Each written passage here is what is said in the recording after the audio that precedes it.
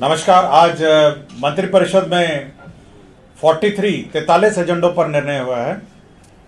सबसे महत्वपूर्ण जो एजेंडा है वह है बिहार में युवा आयोग का गठन करने के संबंध में है। युवा आयोग 18 वर्ष से 45 वर्ष युवाएं जो हैं उनसे संबंधित है। इसके लिए एक अध्यक्ष होंगे, 2 उपाध्यक्ष होंगे और 7 सदस्य होंगे। इसमें इस आयोग के द्वारा युवाओं से संबंधित जितने कार्य हैं उसके बारे में विचार करेगी। आयोग में जो लाभ समूह हैं जिनसे संबंधित है वह है राज्य के बाहर काम करने वाले, अध्ययन करने वाले बिहार के प्रवासी।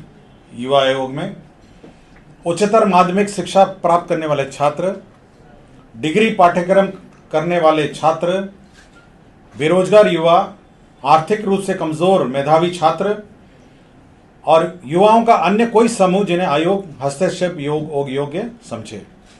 तो एक नया आयोग आज सरकार ने नया गठन करने का निर्णय लिया है, वह है युवा आयोग।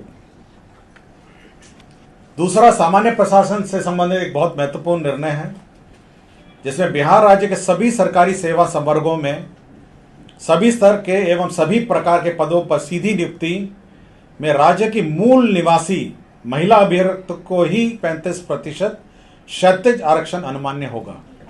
इसका मतलब है कि जो मूल निवासी हैं बिहार के महिलाएं, उन्हीं को ही 35% क्षैतिज आरक्षण अनुमान्य होगा। और जो आरक्षण का जो श्रेणी है, अनुसूचित जाति 16 है, अनुसूचित जनजाति 1 है, अत्यंत पिछड़ा वर्ग 18 है, पिछड़ा वर्ग 12 है और पिछड़ा वर्गों की महिलाएं 3 है। तो 50% यही इसका ब्रेकअप। वो तो सेम है, केवल जो मूल निवासी है उन्हीं को ही 35% आरक्षण अभी मान्य होगा।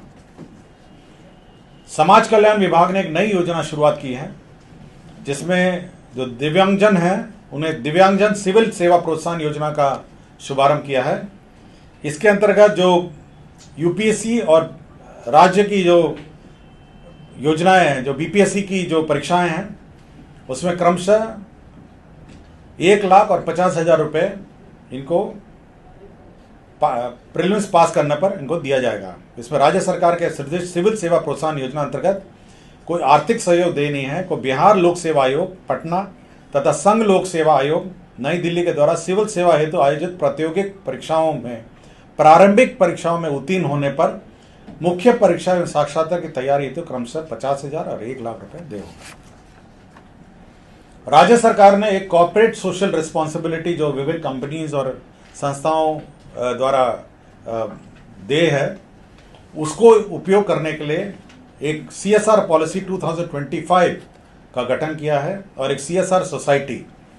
इसके अंतर्गत जो CSR की राशि विभिन्न कंपनियों द्वारा इन्वेस्ट और निवेश करना पड़ता है और विभिन्न कार्यों पे लगाना पड़ता है, उसको चैनलाइज करने के लिए एक सोसाइटी बनाई गई है और साथ ही साथ एक CSR पॉलिसी भी 2025 की स्वीकृति आज दी गई है। क्या होगा सर? ऊर्जा विभाग के अंतर्गत बिहार नवीन एवं नवीकरण ऊर्जा स्रोतों के संवर्धन, जो भी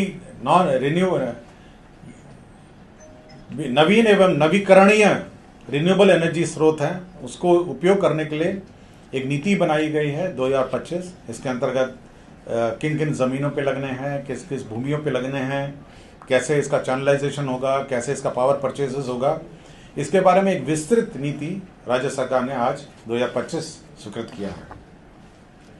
पेट्रोलियम एवं प्राकृतिक गैस विनियमन बोर्ड अधिनियम 2006 के आलोक में स्वच्छ एवं पर्यावरण के अनुकूल ऊर्जा की आवश्यकता के मद्देनजर प्राकृतिक गैस, नेचुरल गैस को विकल्प के रूप में चयनित किए जाने हेतु बिहार शहरी गैस वितरण नीति, जो टाउन में जो शहरी क्षेत्र में गैस वितरण नीति 2025 की स्वीकृति दी गई है। सिटी गैस डिस्ट्रीब्यूशन नेटवर्क कैसा होगा, क्या होगा, PNG कैसे प्रयोग किया जाएगा, इसके बारे में एक विस्तृत नीति राज्य सरकार ने स्वीकृत की है।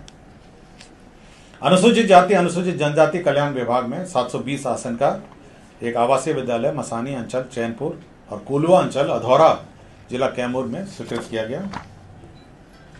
आपको याद होगा कि कुछ दिन पहले जीविका के लिए एक अलग से बैंक की स्वीकृति दी गई थी।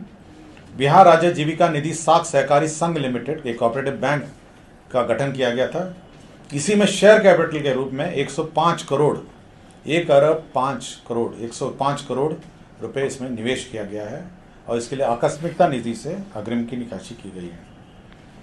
पशुपालन में जो ग्रुप डी हैं, जो उनको उनकी जो